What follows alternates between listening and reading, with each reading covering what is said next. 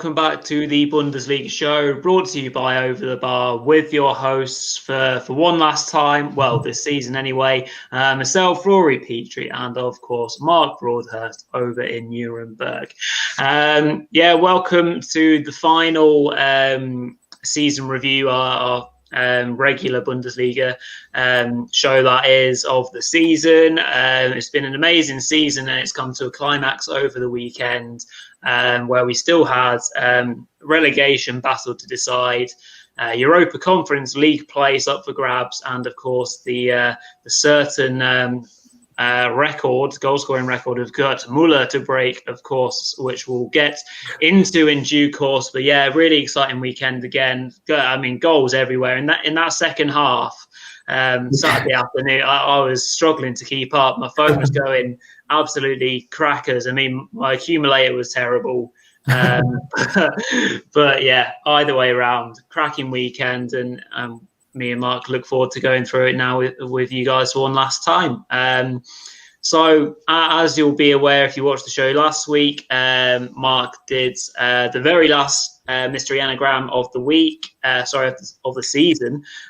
So Mark will just go through the answer of last week, because I think we got a correct answer on that, and then we'll run through into the scores of the weekend and then straight into the featured four. So Mark, over to you.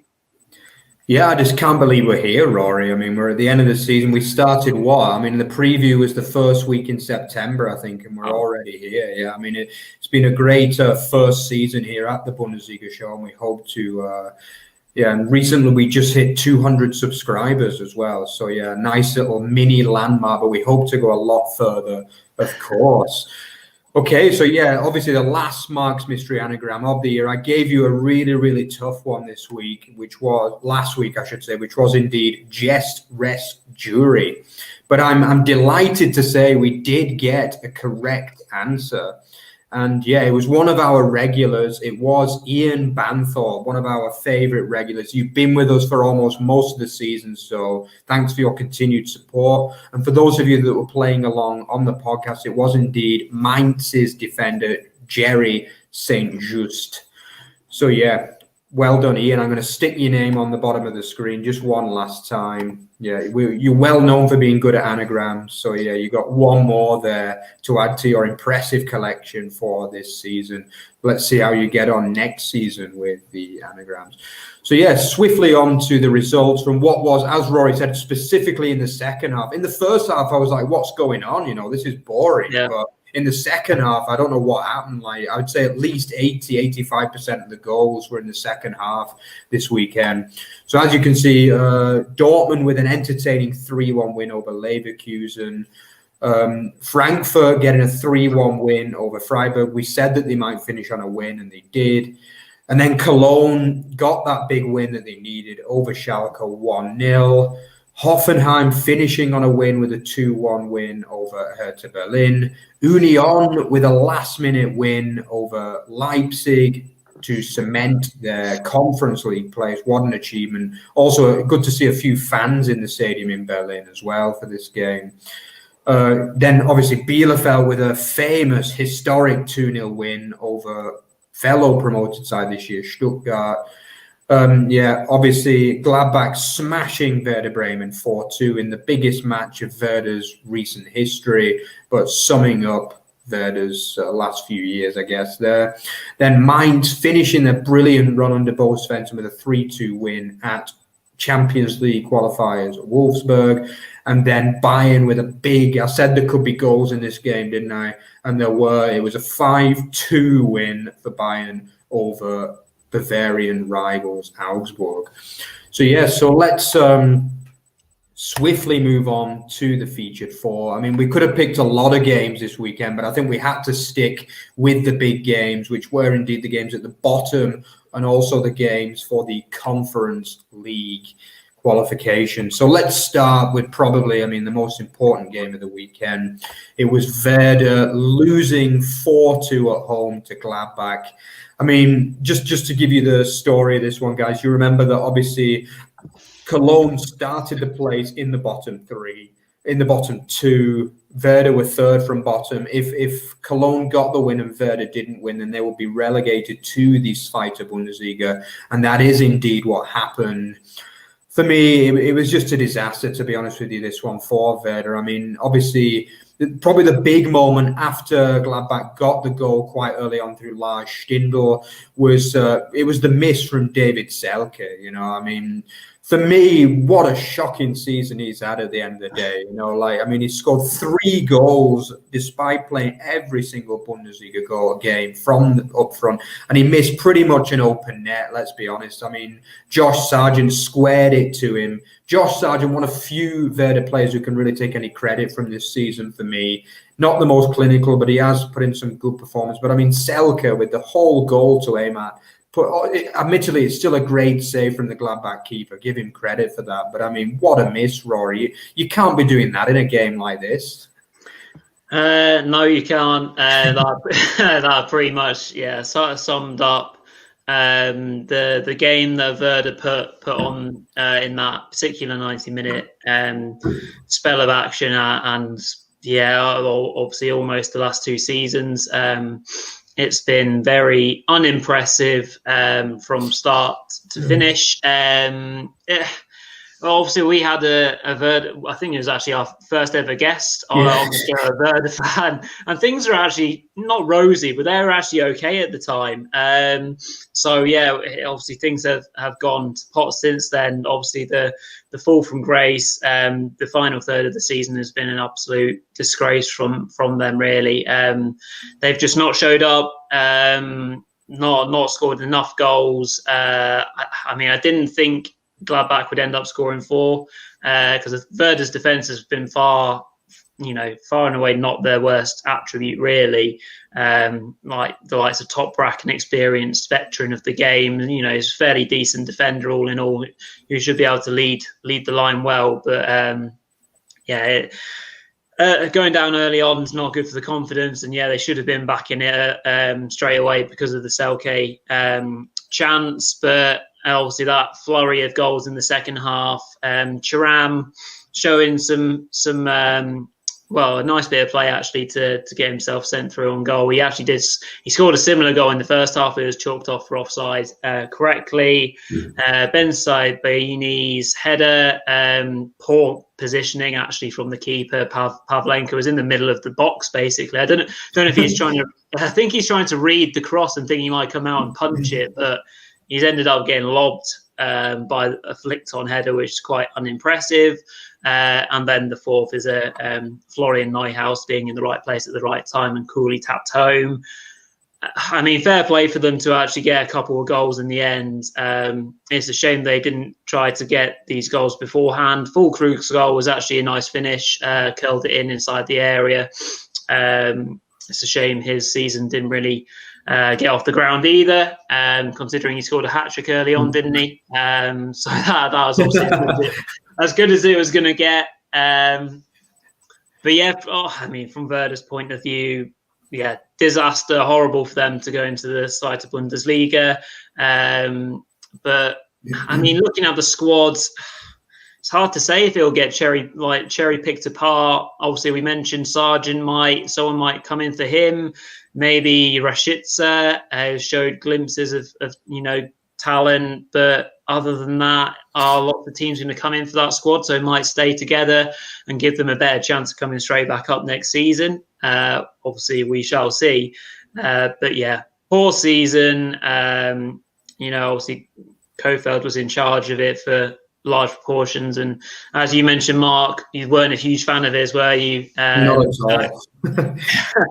He seemed like a character who had just been meandering through, and they probably thought that they'd be okay to keep him until the end of the season and get away with it.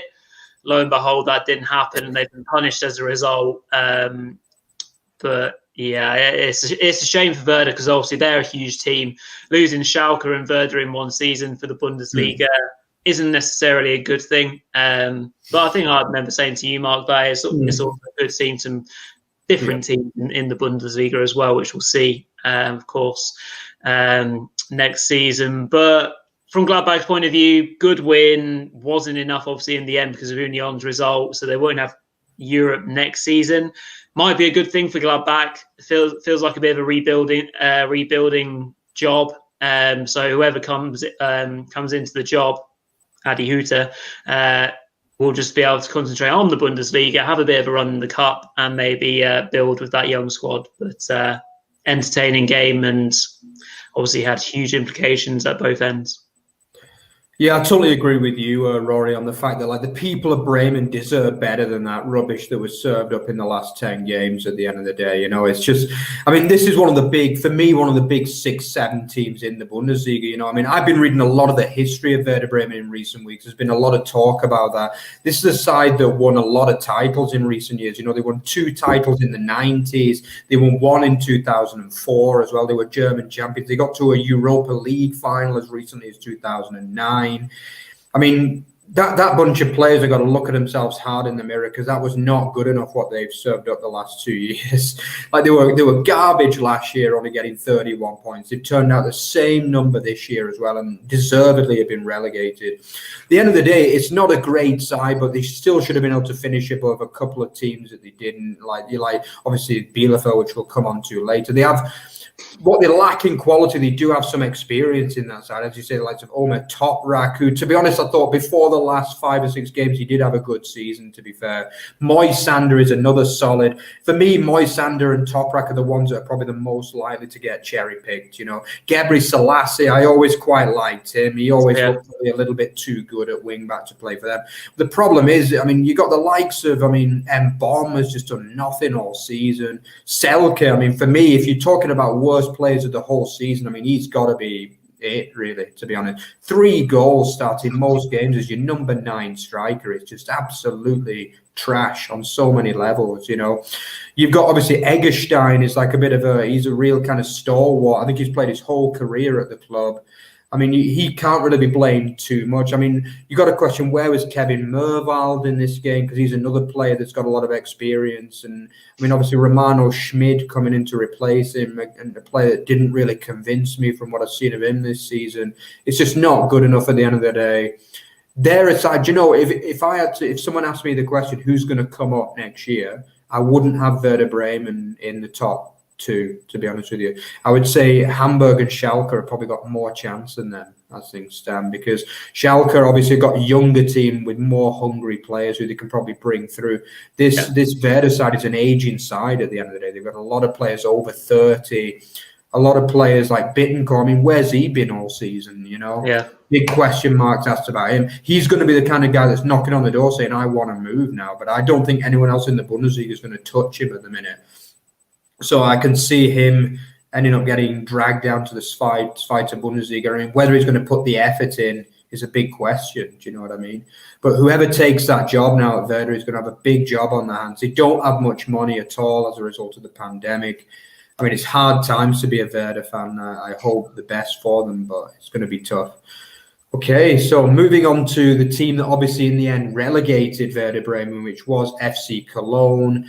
I mean, this was a game where it was just chance after chance after chance for FC Cologne one day. It looked like it was going to be one of those days, didn't it? Especially when obviously Ingvartsen got the goal disallowed for a very, very narrow offside. But then, just as things looked too late, Anderson got the goal disallowed. Yeah. Just as it looked so it was going to be too late. I mean, you ask for bottle in these situations, don't you? And that was what was shown by Sebastian Bernauv, rising at the far post to smash a header past the goalkeeper and keep Cologne, at least for now. Obviously, they're not completely safe, because they will now, we can confirm today that they will play Holstein Kiel in a 2-legged playoff to decide who will either stay in the Bundesliga or who will be promoted to the Bundesliga. But what did you make of that one, Rory? Do you think Cologne deserved it in the end, or was it a bit lucky? I think they deserve to win it on the balance of play. I think they're also fortunate that they were playing Schalke. And obviously in the prediction show that we did on Thursday, I said that Schalke might rock up and cause some issues based on their last 2 or 3 games that they'd thrown together. And they were a bit of a threat on the break. I think Matthew Hoppe had 1 or 2 chances that he might have wanted to do better with. But yeah, in general, Cologne were in charge of the game, and certainly possession. They got at times they got a bit panicky, particularly after they had their first goal chalked off, obviously for the offside / foul. Obviously, could have been a huge moment, that decision. I guess it was just about the right decision on looking at it again. Whilst I was watching it live, I thought that was the wrong call, but I think in the end it was right. But once they got their composure back again, they were like, we've still got 15 minutes here to get this goal. Pressure will tell. So they just started building attack after attack after attack. As you mentioned, chance after chance. Max Meyer came on and had a really good half volley saved. Farman in net was obviously one of the best performers on the day, saving chance after chance. And I think you have to look again towards their captain, Jonas Hector. Played really calmly and coolly in advanced positions and played a few nice reverse passes that would eventually lead to their goal because it came from a chance. Then they kept it alive. Good cross to the back stick from Thielemann. And then, very nice header. Obviously headed it down into the ground and then into the corner so that Farman would not be able to save it. And rapturous celebrations at the end of the fact that they've obviously saved themselves for now. Obviously, for now, they're still here in the Bundesliga, in obviously the playoff place or the playoff match that traditionally does obviously suit or go in favour of the Bundesliga teams. And that's generally speaking for a reason, because Cologne do have quality. On the face of it, you think they've probably got the quality over Kiel, but 2 legs, generally speaking, the best team wins. So you'd favour the Bundesliga side, but it'd be great to see a new team in Kiel come up. Obviously, they've not been able to do the job on Sunday as we're recording now, so they'll be gutted. But I'm sure they can go again and create problems for Cologne. Schalke season's now finally over. They can obviously now just look towards the future and build in Zwei Bundesliga as well. But some big hitters in that league. Schalke, Hamburg, now Werder. Not forgetting your team, Mark, in the shape of the biggest of the lot. The biggest of the lot. It will be a hugely competitive league to get out of. So I'll certainly be watching that with interest as well. Yeah, I mean, especially obviously if Kiel beat Cologne as well, because you've got to remember Cologne is a big club. I mean, it's one of the biggest cities in Germany, and it's like they have a lot of foreign fans as well, Cologne. They've got a bit of that kind of hipster image going about them. So, I mean, it's another big club, I mean, if they do go down in favour of Kiel, who are minnows in relation, really. I mean, obviously, you've got to question also, is it good for the Bundesliga to lose these teams? I mean, I agree with you, Rory. I'm someone that's always liked to see new teams. It's the same with the Premier League as well. I like to see new teams get promoted. But in terms of the Bundesliga as a brand, I mean, you've lost Schalke, who gets 60,000 every game, week in, week out. You've lost Bremen, who get 45, 50,000 every game. And then you could even potentially be losing Cologne, who get, 35, 40,000 a game as well, in favour of Fürth, who have a tiny stadium, which is about 10, 12,000. Kiel, about the same. And then Bochum, which are like, 20,000 roughly. They're like similar size to kind of Bielefeld.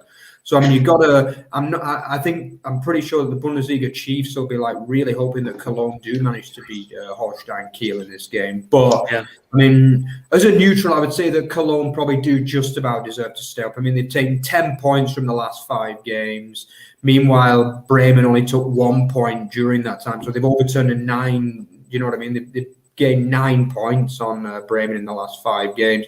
No one can really doubt that they don't deserve to go down automatically, but we'll have to see if they can hold the nerve, because a lot of it comes down to nerve in this 2-legged playoff, especially next year, because it's going to be one of the hardest ever Zweite Ligas that I can remember anyway. I mean, as you say, tons of big clubs down there. Obviously, a lot of other teams, like Dusseldorf, don't forget them, another big club, So, Hanover could potentially spend So yeah, I mean, it's good. It's massive that Cologne win this. They badly need to win this. Otherwise, they could end up getting themselves dragged down into the second league for a few years in the future. Okay, so talking of teams who won't be playing in the second league, I mean, what a season it's been for both of these clubs, really. But obviously, most of the attention this particular week is on the away side. Arminia Bielefeld, they've done the impossible. They had it in their own hands going into this week against a Stuttgart side who had relatively little to play for, although they did play a strong side.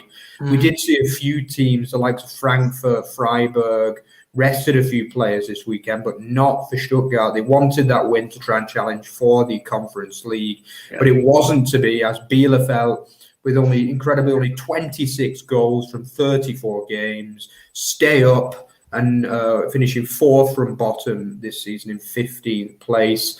But I mean, as for the game itself, obviously, I think one of the big moments was obviously Kaladzic thought he'd given Stuttgart the lead. If that goes in relatively early, well, it was in the first half, So, I mean, if you go behind, then you're thinking, you probably lose the game realistically. And then obviously other teams get a chance. But I mean, yeah, obviously, for the second half was just perfect for Bielefeld, Rory. It was, yeah, and obviously big moment in the first half with the goal being chalked off. Doan was obviously unlucky not to get his, for his effort not to go in the first half as well. But yeah, obviously two crucial bits of play in the second half. Firstly, off the penalty. So obviously, pretty silly challenge to be making by the Stuttgart defender, but yeah, fairly clean cut to me. And yeah, huge moment for the captain, Klose. Obviously not been his season in terms of goal scoring, but fair play to him to say, yeah, I'm still the man. I'll take the responsibility on my shoulders and do this for my club. And he did it a lot better than he did a few weeks ago. I think he did miss a penalty 2 weeks ago or more. But I don't think it mattered in that game. But yeah, so yeah, huge moment for them. And they could well have sat back after that and just taken 1-0, maybe made it a lot more nervy and made room for Stuttgart to then come back into it and get a goal or two, because with the form that Kaladzic is in, he only needs a sniff, doesn't he? So probably their best player this season. Well, I say best player. I think Ortega's probably their best player. But Ritsu Doan, lovely bit of play. He starts to move wide out, plays it into the box, gets the ball on the return. Lovely feet into the area, takes his time and finishes down at the near post to make it 2-0 and pretty much confirm their survival. Lovely goal, lovely bit of play. I think obviously one of the things that they need to do on their summer to-do list is to sign Ritsu Doan on a permanent deal. He's on loan from PSV, I think it is. So yeah, that would be a good bit of business for them. Whether they have the financial clout to do so is another thing. But obviously we'll watch that with interest.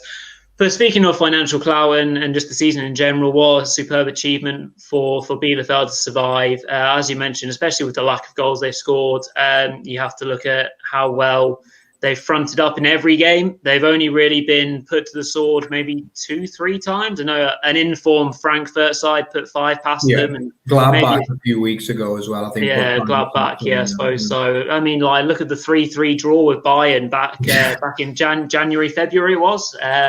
Something like that anyway. But, I mean, what a superb first season. Not first season, but season it's been for them, completely outnumbered in terms of the financial game in the league, and obviously a very stark difference towards Stuttgart being promoted. They would have had ambition, Stuttgart, to be safe, not comfortably, but at least achieve that with the history and the money that Stuttgart have, and they've done that as well. But yeah, it is a huge achievement for them to do so. Can they build on that?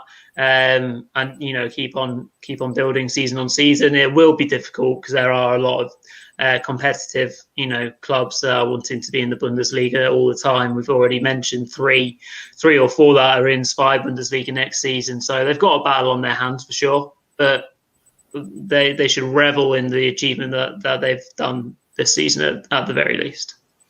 Yeah, I mean, as you say, like often in the Bundesliga, like in the Premier League, we always talk about second syndrome, but in the Bundesliga, it's often first season syndrome. So, I mean, historically, teams that do stay up 1 year, they often have long stints in the league. I mean, just look at some of the teams now. Mainz have been in there since, I think, 2007 or 8. Augsburg since about 2010. I mean, these are sides that are no bigger than Bielefeld, really. Do you know what I mean? In terms of the club and history. So, I mean, if they can do it, why can't Bielefeld? You know, especially if you look at some of the sides that have come up this year, they weren't, the likes of Bochum and Fürth certainly weren't the favourites to get promoted, that's for sure this year. Potentially Kiel as well, you know. So, I mean, yeah, there are going to be hopes realistically that they can push on. They're still going to be one of the favourites next year to go down, but I would imagine that Bochum and Fürth will both be further in the betting than they are. So, I mean, you know, and obviously if Kiel come up, then they'll probably be favourites to stay up in that case. So, I mean, you know, it's just massive for Bielefeld. It's always hard for teams to stay up the first year. We saw what happened with Paderborn last year, which is a similar kind of size of club to Bielefeld. They fought hard, but they ended up getting like 19 points or something like that. So, I mean, you see how hard it is for these kind of sides to stay up. I mean, they've done it. It's a massive achievement. If you look at the sides that have finished below them, you know, big clubs, really big clubs. Schalke, Werder and Köln, much bigger clubs than they are with bigger budgets and everything. So, I mean, fair play to Bielefeld. This, for me, is maybe my team of the season, in all honesty, you know, to do that. Nobody gave them a chance. So, 10 out of 10. Also, let's not forget Stuttgart, as you say. They finished in the top half. Unbelievable achievement for a newly promoted side these days in the Bundesliga. So fair play to them. Probably the second half was nowhere near as good as the first half, let's be honest. The first half of the season, I thought, obviously when Stilas was on his top form, that was when they were really, really hitting the straps. Second half, it was a little bit more Kaladzic based, which obviously is such a 6'7" guy like him. It's a lot more aerial based, set piece kind of base with Sousa whipping in those balls. Yeah. But I mean, brilliant season. I would say it's been a season of 2 halves from them. They can be very, very happy with themselves. Top half finish next year with a few good signings could potentially push for that top 7 spot. Okay, and talking of top 7 spots, I mean, Union Berlin, let's look no further than them. I mean, if you're looking for team of the season this year, look no further than Union Berlin. You know, I mean, 7th spot with their kind of budget is just an absolutely massive achievement. And they did it in style, didn't they? I mean, obviously, Nkunku's excellent through ball. I don't quite know what the goalkeeper was doing there. Came flying out. And then obviously Kluivert with his 2nd goal in 2 games, taking it round the goalkeeper and tapping in comfortably. Then obviously they knew they had to get the win because Gladbach were already, 4-0 up when they were already losing. So they had a big kind of ask. They knew they had to get the goals. And obviously with the fans backing them on, they managed to do that, didn't they, Rory? Well, they did, yeah. Hugely impressive. Second half performance particularly. Obviously they were in possession at the start of play, but hosting an RB Leipzig side that have got a huge amount of financial clout and talent behind them. The last game of course, was Julian Nagelsmann at the helm, so RB would have wanted to go out with a bang themselves. And obviously, you know, went about it the right way. They looked dangerous and obviously got themselves ahead because of the 2nd goal for in as many games for Justin Kluivert. And the way they responded, Union was superb. Obviously, they got themselves back into the game after the equaliser from Friedrich. But yeah, it was just the perfect way for their season to end, wasn't it? The perfect man in the perfect place to finish off with his header. 90 plus 2 minutes on the clock to knock out Gladbach from that Europa Conference League space and to have themselves some European football next season. Obviously, in a bit of an unknown quantity, we won't know how successful or how popular this Conference League will be in the future or how long it will last for. But you know, the dividends that they'll get financially for it, I presume, will be significant for them. I think it probably raises a few question marks as to how they go about next season. They'll need to strengthen their squad. They'll need to give it a bit more depth. And I think there's also a few question marks about their stadium and if it complies with UEFA. So there might be a bit of stadium sharing going on with Hertha Berlin potentially, I've seen. So that'll be interesting for sure, going on for next season. I'm not sure how well that will be received from both sets of fans, actually. But if it has to be done, it has to be done. But yeah, superb achievement from the club to put in the performance they have done and come seventh with all those sort of big hitters around them, and like two points behind Bayer Leverkusen, who were top of the league, just before Christmas. Beating Leipzig, they've beaten pretty much everyone, haven't they? Up and around the top. They've been a pleasure to watch. They've got themselves going just at the perfect time as well. It looked like their season was petering out a little bit, but they've timed their final sprint perfectly. Got that kind of toughness back into their system. Kruse came back at a really important time as well for them, but obviously the story is far bigger than just Max Kruse, but he'll certainly get the headlines for a fantastic last-minute header and a superb performance and a superb season. Yeah, before I was talking about Bielefeld, as in they could potentially even push forward next season. Look at Union is a perfect kind of example for them. They obviously, this is only their second year in the Bundesliga, only their second in their history in the Bundesliga as well. So, let's put credit on their name, not to be bragging too much, but I did, if some of you guys remember, I did predict them to have a good season as well. And everyone was looking at me like, are you mad or something?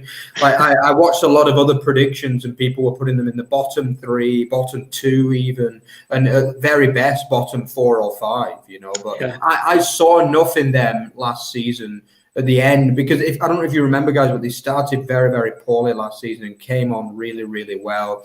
And then I think, I really like some of the signings, no more than Max Kruse. I thought he was a fantastic signing for him. He'd had a little stint at Fenerbahce in Turkey. And obviously for people that have followed the Bundesliga for a long time, he's a bit of a Bundesliga legend, really, Max Kruse. He's like one of those, like a Lars Stindl kind of guy, who's just been there and done everything really in the Bundesliga. And I thought he was a great signing and he's been brilliant, he's got 12, 13 goals despite missing, I think, 7 or 8 games through injury. And it's not only his goals, but it's just his leadership, his quality. He's just done a bit of everything, Yeah. I think he's had a brilliant season. There's been so many. Trimmel just seems to get an assist every game, doesn't he? What a season. He's not far off my team of the season, Trimmel, to be honest with you. I think he's had a brilliant season. Friedrich as well, another brilliant season. Obviously, a 1 year had that period around Christmas when he was banging goals in. I think he got an injury which kind of ruled him out towards the end of the season. But then obviously Becker coming back as well, getting the assist for the final goal. It's a true team, this Union Berlin side. This is. And we also talked a lot, I think we talked on the Berlin derby, that Berlin needs a team playing European football, and that's what they're going to get now. It's not the team that we would have expected. Everyone had the money on Hertha Berlin to be in and around that top 6 this year, but no, it's Union. And as Rory said, I don't know if this Conference League is going to be successful, but at the end of the day, it's Union Berlin putting Berlin on the map in Europe, and that's a massive achievement. Very, very well done to everyone concerned with Union. One of the teams of the season. As for Leipzig, obviously, Nagelsmann moves on. Again, another side that kind of faded a little bit when the announcer, the manager, was leaving. Obviously, not really the best finish, getting battered in the cup final and then taking only, 1 point from the last 3 games in the league. So, not the best finish for them. But, second place, probably a good season overall for Leipzig. Okay. So let's go and round up the rest of the games. So obviously we had a 3-1 win for Dortmund over Leverkusen. The main thing here, Dortmund finishing third despite, what a lot of people said was a poor season. They only finished 1 point behind Leipzig, incredibly, as well. I think it was definitely a case of crisis averted for Dortmund in the end, Rory. It was, yeah. It could have been significantly worse. Obviously, we know the managerial change happened when it when it happened. And Terzic obviously came in, as we kind of alluded to, as a bit of a slow burner. But then he did obviously get things going. Form started to pick up. He made a few big kind of decisions. Obviously, for one kind of thing, bringing Dahoud back into the side. Yeah. He obviously was a big success. Haaland obviously got himself fit again and has been a mean machine. The return of Sancho from that injury, obviously, he's come back refreshed. Royce's return to form has been superb. He's picked up where a lot of these, obviously you got Thorgan Hazard, you got Gio Reyna, who's supposed to be the new kids on the block, but Marco Royce showed him that, I can still play. And, probably would have been going to the Euros if he didn't pull out contention as well, because, he's resting up the body for another big season with Dortmund. So, yeah, comfortable win in the end. Another 2 goals for Haaland. The first one, a typical Haaland finish. He was a narrow angle, really, when he's played through, and he just powers it so hard. Bottom corner, great accuracy for 1-0. His second goal was a bit of a gift. I don't know what Wendell is doing with that defensive free kick. Pings it straight into Haaland's feet, like the perfect assist, and he rounds the keeper and puts it in. And then, obviously, we've not really mentioned this yet because I don't think we've covered many teams who have had players leaving the Bundesliga or generally retiring. So we've obviously got Piszczek for Dortmund. He's finishing his career, so obviously that was sad. It's the end of the Bender brothers. Both Lars and Sven have obviously called it quits on their careers, and Lars was able to score a last-minute penalty, which is a nice touch, obviously, for him. It looked like Berkey didn't even bother to dive, to be honest. So he probably wanted to let him have it as a. So yeah, great careers, both the Bender brothers, and of course Piszczek was superb for Dortmund. So yeah, good win, and third place, a point off RB and the Pokal. Yeah, good season in the end for Dortmund, amazingly. Yeah, maybe a little bit surprising, as you say, about the Bender brothers, because, I mean, Lars is only 32 as well. He's only just turned 32 as well, so I was a little bit surprised. But it does seem to be a trend with German players that they don't like to go on very long. I remember Philipp Lahm, I think, packed in at 32 as well. I think there's been a few down the years that didn't go on. I mean, you see a lot of footballers nowadays going well into the 30s, don't you? I mean, obviously Messi, Ronaldo are well into the 30s now, and they show no sign of quitting. Obviously, Ibrahimovic is 40 now, I think, or 39 or something like that. So, yeah, I mean, it's a little bit surprising to see because he was still but I think the German players, they like to finish on a high. I think that's the key. And I think, both of those guys, obviously Piszczek as well, a legend of the Champions League run as well. Sven Bender obviously used to play for Dortmund as well, let's remember. So, yeah, obviously Lars spending most of his career at Leverkusen. But, yeah, I mean, great careers for all three of those guys, I think. Okay, moving on. So, yeah, we got obviously Frankfurt making a few changes. Obviously, Freiburg also making a few changes in there. We saw a few new faces. But, I mean, probably the big news is obviously Andre Silva getting his 28th goal of the season, beating incredibly Erling Haaland, who got 27 goals this season in the league. What a season for him. I think his celebration showed a bit of frustration as well. It looked like a man who's not happy with the result of the season. Obviously, Frankfurt only finishing 5th when they should be playing Champions League, let's be honest. We all know that. They've only got themselves to blame and probably the managerial situation as well. But, I mean, yeah, Andre Silva, do you think he's on his way at the end of the season? It depends how much money they're able to get for him, and then if someone can afford him. In terms of teams in Germany, I can't see anyone coming in for Silva. I mean, having said that, he might suit someone like RB Leipzig, who don't really have an out-and-out striker, who we always say, if they had X, Y, and Z, they'd probably be up there challenging Bayern properly. Who knows? Is Andre Silva the answer to that question? Maybe, maybe not. Obviously, there's been admiration for Silva across Europe. Obviously, my boys, United, have been linked to him as well in England. I personally, having obviously watched the Bundesliga and Silva season so far, would be happy with that. Don't think he's necessarily the answer to all of United's problems, but Yeah, you could. If he tries to manufacture a move, is another question, I guess. I don't know how happy he is, but I mean, what a season he's put together at the club.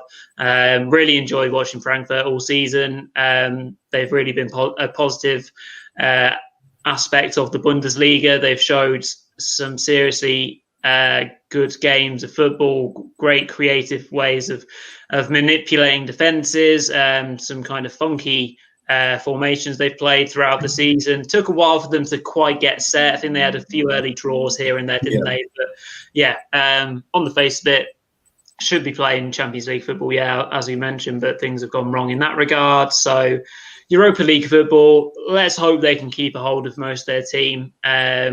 Obviously, Silva, again, making the headlines, 28 league goals, brilliant. But he's been well supported by a lot of players. Kamada, Kostic, Jovic has had an impact, Younes, solid midfield, solid defence, everything else, you know what I mean? So, yeah, solid season for Frankfurt. Just a shame that they'll look at it maybe a missed opportunity. Absolutely, yeah. And obviously, talking of strikers who achieved the goals, I mean, Kramaric with the last-minute goal, taking him to 20 league goals for the season. I mean, we always talk about the Bundesliga being like famous for really good strikers and prolific strikers. Another one there, Hoffenheim have got in Kramaric. I mean, another player that could potentially be poached in the summer by the likes of some of the bigger clubs. But Again, I think he will kind of demand quite a big transfer fee. I mean, obviously, Hoffenheim, not a team that is struggling financially.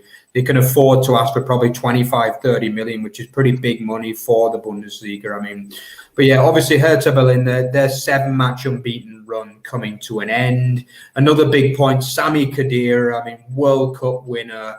Great career again. Obviously, Juventus player. He even won the league with Stuttgart back in the day as well. I think in 2007 or 8. So yeah, another great career. Pity kind of went on a bit of a quiet note, really. But I mean, he achieved his goal he was brought in to keep Hertha Berlin in the division, and he managed to do that, Rory. Yeah, he did. Sad to see another famous face call it time on their careers.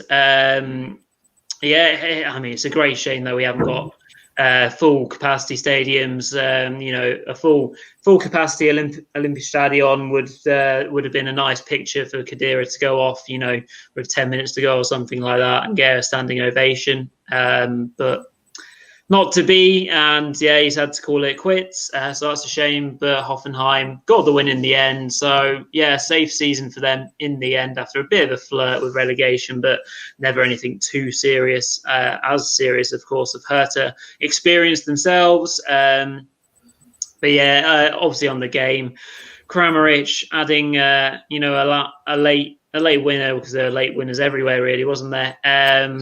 So for them to get a good solid win, Hertha will have to look at themselves seriously, though, for next season. They were way too close to relegation for comfort, and will need to build on that.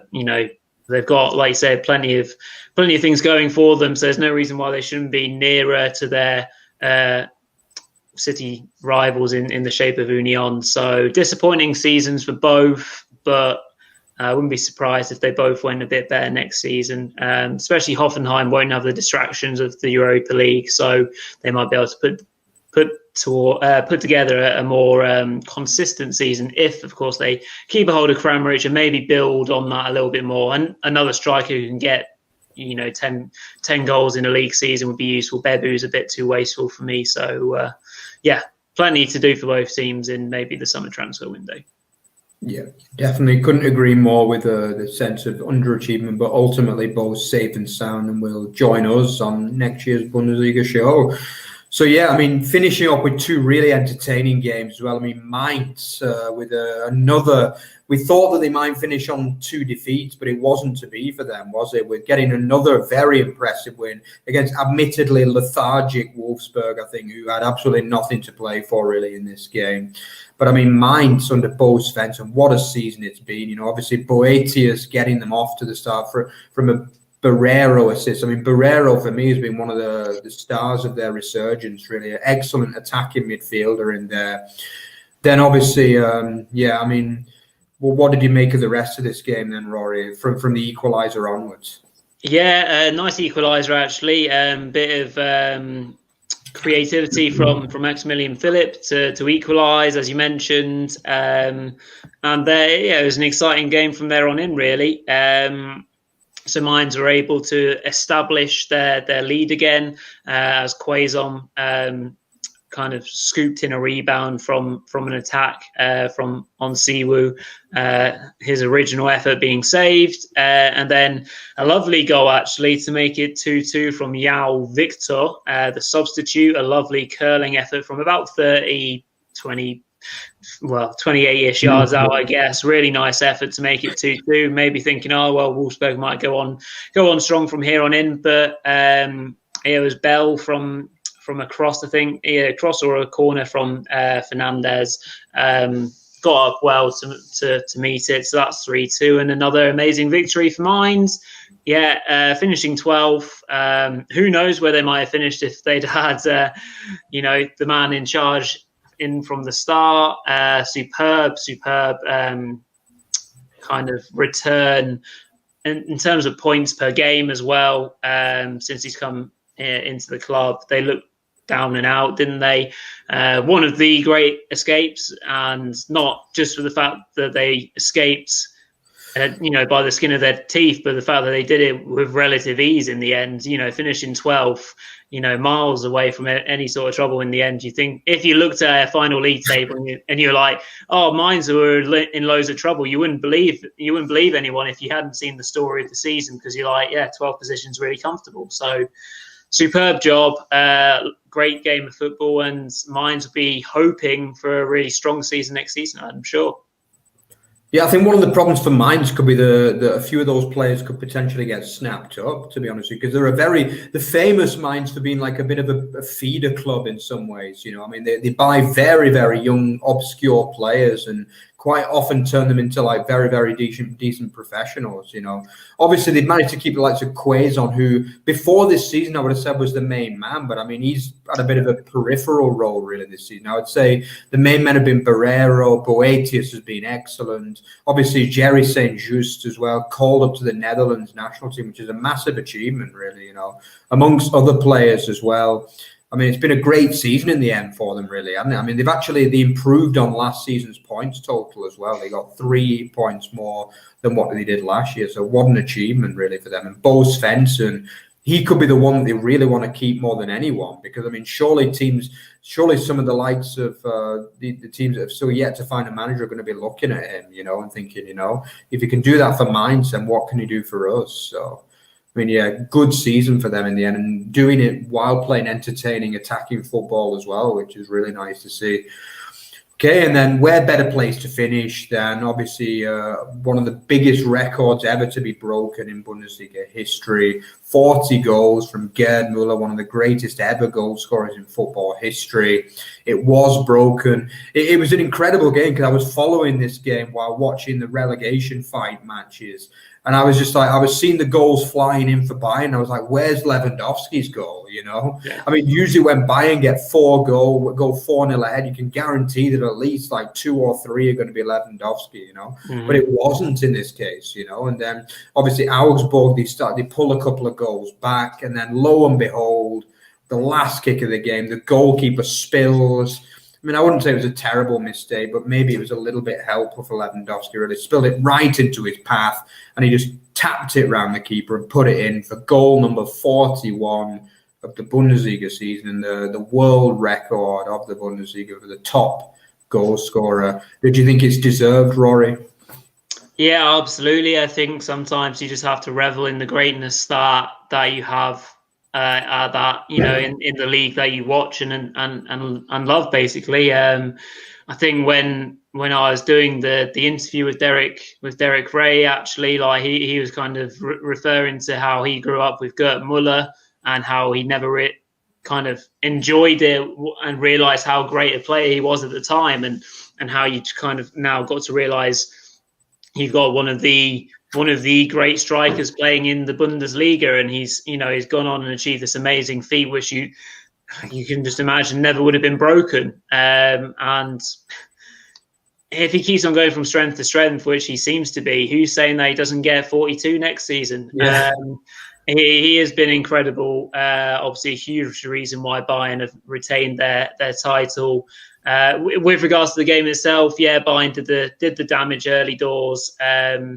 Could have been any number of players scoring. Kimmich's third goal was a beauty. Some lovely kind of crosses and low, dangerous kind of balls in from Bayern, from Gnabry and Sane and Koeman. They're all getting in on the act. So it could have been any one of number of players who scored in that first half. Lewandowski on another day should have scored at least 3, I think. He probably was panicked by the record. Let's be honest. There were players trying to find him left, right, and centre, which is sometimes working against him because he was basically being man marked. Maybe obviously just professional courtesy from the other team, Augsburg, trying to keep him honest. So could have had a few more, but perfect way to end the season. The shot from Sane, it was hit hard. So the keeper spilt it into the path of. And at the end of the day, you have to be Lewandowski, have to be so switched on to be the person in that position, to be onside, to be able to react straight away. That is just why he's such a good striker, because he's always expecting the ball to come his way, or not to just come his way, but for something to happen. And he creates that goal. And another day, if he's not fussed or he's not asked, keeper spills it, then he just jumps onto it. No one thinks anything of it. But the fact that he wanted it that much means that he creates the goal himself. So, it just makes the record even more impressive that way. So great way to end the season, great way to kind of end our show, I guess, by summing up a fantastic record and a fantastic striker. Great season for Bayern in the end. I guess it's the obligatory title right now. Let's hope we get a bit more of a stern challenge for the next season. Right now it's hard to see. But let's cross our fingers. Great game of football. Augsburg played their part, of course. A nice header from a set piece and Niederlechter's goal, and they missed a penalty, so it could have been closer, I guess. Great game of football, and it's been a pleasure to watch all season, really. Yeah, absolutely. I mean, it was a classic Bundesliga weekend to finish it, really. You got a 5-2, a 4-2, a 3-2. I mean, you never short goals in the Bundesliga, right? It's been a great season. I've really enjoyed covering it, entertaining right up until the last day. As you say, pity there wasn't more of a title race, but I mean, admittedly, I think there was still only 4 points in it with like 5 or 6 games to go. So before Bayern just kind of pulled away with a good run at the end when Leipzig fell apart. But it's been great. Obviously, congratulations to Bayern, commiserations to Schalke and Werder, who will play in the second league next year. And obviously, we'll have to see whether Köln can complete their great escape by beating Holstein Kiel over 2 legs. But just to finish with, obviously the hero and zero of the week. I've got to give the hero to Sebastian Bernau. I mean, not a man that we've mentioned a lot at all over the season, but he's been a solid defender for Cologne and obviously pops up with one of the big goals of the season. At the end of the day, if he doesn't score that goal, 5 minutes later, Cologne are relegated and will be planning for a season in the second division now. So, I mean, someone has to pop up in those moments. And he did for Cologne. It's a massive goal, and they will be favourites now to maintain their status as a Bundesliga club. Rory, do you want to bring on the zero? Yeah, the zero. I mean, just as an overall performance and kind of summing up 2 years worth of zero-ness is Werder Bremen. They've just been a bit of a disaster from start to finish, capitulating obviously in this game, despite the 2 goals making it look a bit more pretty than it actually was. Lacked goals, lacked imagination. The manager suffered as a result, and they look like they've got an awful lot of work to do in Zweite Bundesliga next season. So that rounds up the zero and the hero for the entire season. So just looking ahead to the next few weeks worth of work for me and Mark with regards to the Bundesliga show. So first and foremost, we're not done just yet. You've got a little bit of enjoyment out of us just yet. We've got a few things that we're working on. We'll probably do a bit of an end of season review show. Whether we split that into 1 or 2 shows, we will of course let you know. We're going to be filming an awards evening, so we'll do all the regular sort of team of the season, best player, and a few extra kind of funny ones as well for your enjoyment. And we've got we're going to do an end of season Q&A live session as well. So that's literally questions on anything and everything. So we'll advertise that on Twitter during the week, so you can ping all your questions in, and you can do it when we go live as well.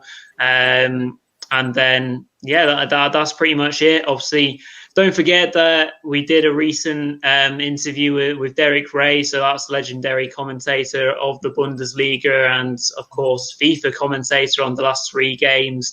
I was lucky enough to have a bit of time with him last week. So we dropped that video on Friday. So that's on the channel right now. So yeah, don't miss out on that. Really interesting insights from Derek, all things Bundesliga in relation to managerial buyout clauses as well, which I found really interesting, and a bit of personal stuff about him as well, which is brilliant. So yeah, that's pretty much us for now. So I'll hand over to Mark to finish off. Yeah, so for the last time in the reviews until obviously September, or the end of August, I think next season starts. But yeah, I mean, obviously check out @OverTheBarFB on the Twitter. I mean, as you say, as Rory said, we've got the Derek Ray show, which is like a really, really big breakthrough. Remember to watch that and see what you think. It's really interesting. I can say categorically it was. I enjoyed watching that on Friday. Yeah, obviously check out the League One show as well. Obviously the season's finished over there, but we got like all the whole season's worth of reviews on that. I think they still have plans over there on doing a few things as well to finish off the season, the end of the playoffs. Yeah, and obviously check out our otbfootball.net, which is the main site. So yeah, so that's it for the reviews. I mean, 34 weeks. It's been a pleasure. We hope you guys have enjoyed it. It's been a great season, and yeah, remember to look out for what we got coming for you over the next couple of weeks before the Euros, obviously as well. So yeah, that's it from us. Auf Wiedersehen. Tschüss. Nice on.